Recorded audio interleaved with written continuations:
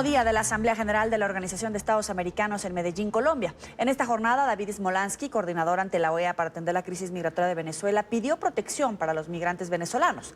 NTN 24 está en el lugar de la noticia con nuestra enviada especial, Idania Chirinos. Adelante.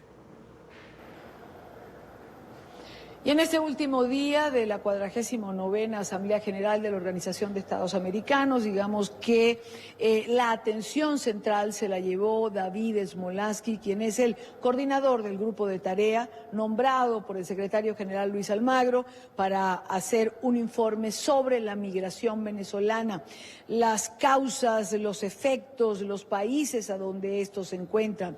David Smolansky habló en horas de la mañana. Y esto nos decía. Esta es la radiografía más actualizada y precisa sobre el doloroso fenómeno del éxodo de venezolanos que huyen del régimen de Maduro. Son 4 millones de ciudadanos, la mayor migración en el continente y la segunda en el mundo, solo superada por los sirios en Turquía. Los venezolanos salen de su país agobiados por la violencia, el hambre y la pobreza. La crisis humanitaria, reflejada en la escasez de medicamentos y alimentos.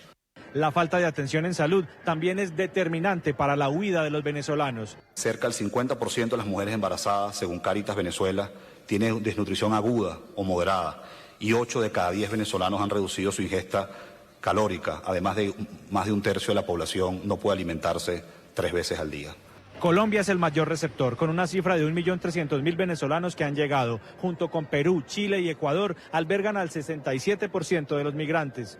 En el último año, el grupo de trabajo ha registrado que al menos 101 venezolanos han fallecido tratando de huir por vía terrestre o vía marítima. El informe de la OEA denuncia que quienes logran cruzar la frontera están expuestos a grupos del ELN y colectivos armados que en el lado venezolano les cobran a los migrantes bajo amenazas para poder circular. Se cobra $1 por cada venezolano que entra o sale del país. En términos conservadores, si el 25% de los venezolanos usa las trochas para entrar o salir de Venezuela, estamos hablando que estos grupos irregulares están haciendo cerca de $10.000 diarios, lo que quiere decir $300.000 al mes. El coordinador del informe, que además es delegado del gobierno interino de Guaidó, cuestionó la falta de respuesta de Naciones Unidas y le pidió a los países del continente evitar deportaciones de los migrantes. Los principales desafíos que hoy se tiene es el derecho a la identidad, el acceso a la salud pública y educación, así como también las oportunidades para insertarse en los mercados laborales. En España y Estados Unidos, la mayor cantidad de solicitudes de asilo es por parte de venezolanos, quienes se vieron obligados a abandonar su país, todos los días guardan la esperanza de poder regresar. Posterior a lo que fue la presentación de este informe, tuvimos la oportunidad de hablar con David Smolansky, que ya salía vía el aeropuerto para regresar a Washington. Y esto nos decía David. David Smolansky presentó hoy el informe ante la Asamblea General de la Organización de Estados Americanos, el informe de migración que estuvo haciendo durante un tiempo en el que te vimos recorrer todas las zonas fronterizas, fuiste a Cúcuta, estuviste en Perú, fuiste a Brasil, fuiste a Aruba, Curazao. ¿Cuál es el resultado, a grosso modo, de este informe que presentaste? Bueno, en primer lugar, darle una dimensión global a esta crisis. Hoy son 4 millones de migrantes y refugiados venezolanos. Es la crisis migratoria más grande que haya visto en la historia de América Latina y del Caribe y actualmente es la segunda más grande del mundo, solamente superada por Siria, que lleva más de 8 años en una guerra. Además de eso, destacar que entre Colombia, Ecuador, Perú y Chile se reúne 67.5% del total de los migrantes y refugiados venezolanos. Y en el caso de Aruba y Curazao, el 15% de la población de esas islas ya es venezolana.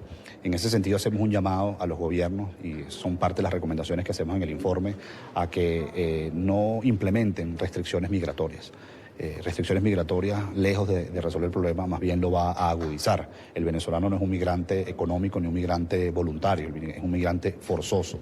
Además de eso, hacemos un llamado a que los gobiernos acepten el decreto número 6 del presidente encargado Juan Guaidó, que dice que los pasaportes venezolanos vencidos pueden mantenerse vigentes por 5 años más desde la fecha de expiración.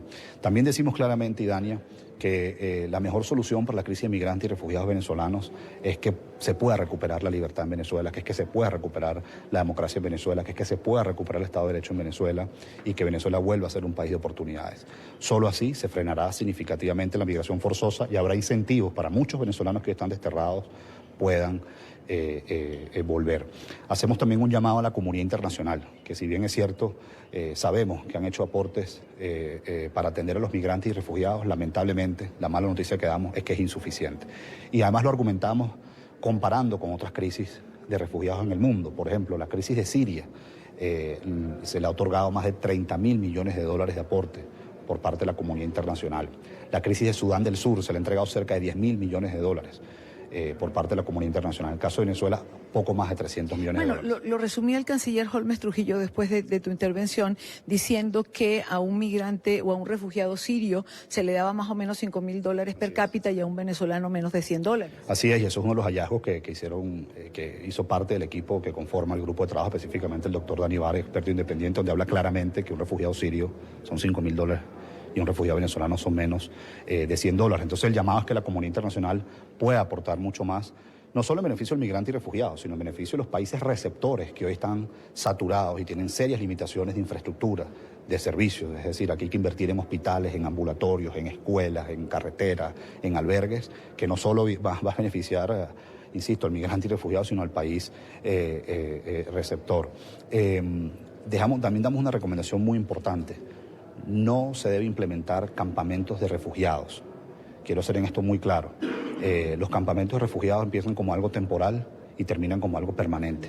Y aíslan a quienes están viviendo allí de la vida cotidiana, claro, y evidentemente no se insertan en los mercados laborales. Entonces no recomendamos la implementación de campamentos de refugiados y además, perdóname que me extienda, hacemos un llamado a las autoridades desde lo nacional a lo local para que ejerzan acciones y políticas contra la xenofobia y discriminación en contra de los venezolanos y que se erradique cualquier campaña electoral que tenga como bandera la xenofobia. También hacemos un llamado a aquellos países que hoy tienen a venezolanos detenidos sin antecedentes penales, sin haber cometido algún delito en los países que llegaron, a que lo liberen. Llegar a un país sin una cédula de identidad o sin un pasaporte no es delito y el término ilegal hay que erradicarlo. Una persona en todo caso está irregular, pero no es ilegal. Y también las deportaciones. Una persona no puede ser deportada simplemente por llegar sin documentación. Y aquellos países, específicamente el caso de Curazao y Aruba, que no han ni siquiera implementado algún instrumento jurídico para regularizar a los venezolanos, la recomendación que hacemos es que lo hagan,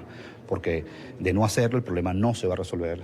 Más venezolanos pueden seguir llegando a esas islas y van a seguir estando saturadas, que por cierto, y perdóname que nuevamente me extienda, uno de los temas que detectó el grupo de trabajo es que 101 venezolanos al menos han fallecido en el último año tratando de ir a Venezuela. Y cuando decimos esto, nos referimos a gente que ha muerto ahogada en el río Táchira, gente que ha tenido accidentes por vías terrestres, o peor aún, personas que han naufragado en pequeñas embarcaciones como botes, lanchas y peñeros tratando de llegar a Trinidad y Tobago o Curazao. 101 venezolanos de lo que se conoce, algo dantesco y lamentablemente los venezolanos hemos pasado a ser balseros del siglo XXI, que también son nuestros caminantes, ¿no? Así es.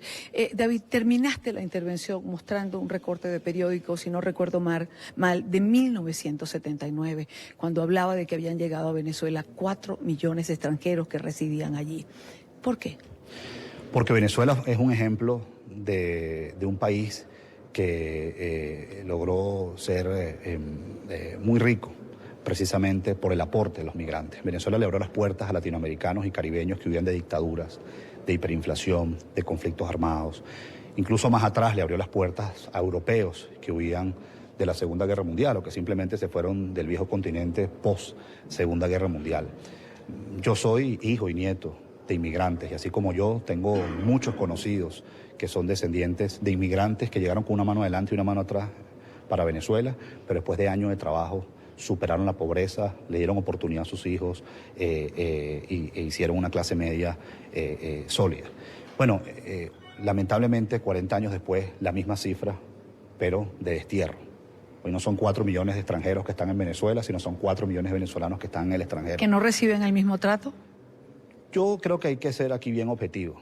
Yo lo decía en la presentación, 1.800.000 venezolanos han sido regularizados y eso es algo que tiene un mérito enorme. Ahora hay 2 millones de venezolanos que o están irregulares o están próximos a estarlo. Además hay una brecha muy grande entre quienes han solicitado asilo y a quienes le han aceptado esta condición. Entonces yo más bien creo que se aplaude el esfuerzo que ha hecho América Latina y el Caribe, y sobre todo lo aplaudo porque sé de las limitaciones que hay de servicio, infraestructura y presupuestaria, pero hay que hacer más. Y cuando digo que hay que hacer más, no solamente es que Chile o Perú o Ecuador o Brasil o Colombia hagan más, sino la comunidad internacional, teniendo una dimensión global de esta crisis, aporte mucho más a estos países receptores. El venezolano, y Dania, te lo puedo decir en los múltiples testimonios que he recogido, quiere trabajar, quiere emprender, quiere estudiar y quiere volver. Entonces, si estos países integran a los migrantes y refugiados, van a tener un impacto positivo en su economía, y en el futuro, cuando toque regresar a Venezuela, vamos a necesitar a nuestros migrantes y refugiados para reconstruirlo, porque es ingenuo pensar que Venezuela no va a necesitar a los migrantes y refugiados. Claro que vamos a necesitar a los migrantes y refugiados y a todos los que están desterrados para reconstruir a Venezuela, y eso es mi mayor anhelo, reencontrarme con tanta gente que hoy he visto en Cúcuta, en Boavista, en Pacaraima, en Tulcán, en Lima, en Quito, verlas de vuelta en Venezuela, siendo libres y abrazándose con su familia que hoy la extrañan a diario. Concluido este informe, tomó la palabra el canciller de Colombia, Carlos Holmes Trujillo, que preside, por ser país anfitrión, la 49ª Asamblea General de la Organización de Estados Americanos. Carlos Holmes habló de los costos que significa para Colombia recibir este primer impacto como país fronterizo de la migración venezolana. La crisis crece, el número aumenta. El número de países receptores es mayor cada vez y la respuesta a este llamamiento global es cada vez menor o es cada vez más lenta. El llamado del gobierno colombiano a la solidaridad mundial es contundente. No solamente hay lentitud en la respuesta, no solamente hay falta de generosidad en las decisiones que se están tomando, sino que comparativamente la actitud de la comunidad internacional en otras crisis migratorias tuvo una respuesta mucho más generosa. Los datos son más que preocupantes. El canciller colombiano expresó solidaridad con los migrantes venezolanos, pero advirtió que la situación está alcanzando límites desbordantes. La atención de la migración procedente de Venezuela está excediendo las capacidades de respuesta a nivel local y nacional en al menos 22 departamentos del país. Al día, 63.000 venezolanos ingresan a Colombia, de ellos 2.500 se quedan. Un desafío de proporciones gigantescas. No de otra manera puede calificarse lo que está sucediendo. El canciller advirtió además que Colombia podría triplicar en el mediano plazo la cifra de venezolanos. Y si hay una catástrofe en Venezuela, el número puede llegar a 3 millones y medio. Y habló del faltante en la ayuda económica de la comunidad internacional. $5.000 per cápita para cada refugiado sirio y menos de $100 para cada migrante venezolano. En los últimos 2 años, Colombia ha brindado 2.1 millones de atenciones en salud a venezolanos. Han nacido 20.000 hijos de madres venezolanas en nuestro país y Bienestar Familiar ha invertido $43 millones para atender a 63.000 niños venezolanos. Según la proyección del Banco Mundial, su costo podrá alcanzar el 0.5% del PIB del país por año, equivalente a $1.526 millones. El ministro señaló que este año solo han llegado 66 millones de los más de 400 millones ofrecidos por la ONU para atender la crisis. Otro de los funcionarios del gobierno de Colombia que reaccionó de una manera contundente, con frases duras en relación al costo que la migración está ocasionando a los países y a la solicitud de visa que están haciendo Perú, Chile y quizá la posibilidad de que Ecuador también lo establezca. Carlos Negret respondió de esta manera.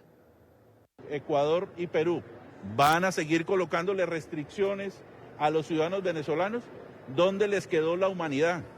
La humanidad que estamos haciendo, por ejemplo, nosotros los de la Defensoría del Pueblo, presentamos un proyecto de ley para darle ciudadanía a los niños y niñas que han nacido en Colombia. ¿Por qué? Porque no pueden seguir moviéndose en Colombia como unos apátridas. Una vez más, Venezuela estuvo en el centro de las deliberaciones de esta Asamblea General de la Organización de Estados Americanos. La comitiva nombrada por el presidente interino Juan Guaidó se siente satisfecha, complacida. A partir de ahora, Venezuela tendrá voz y voto. Y esto significa que la organización queda desvinculada del régimen de Nicolás Maduro. Esto ha sido una cobertura especial de Noticias RCN y NTN 24.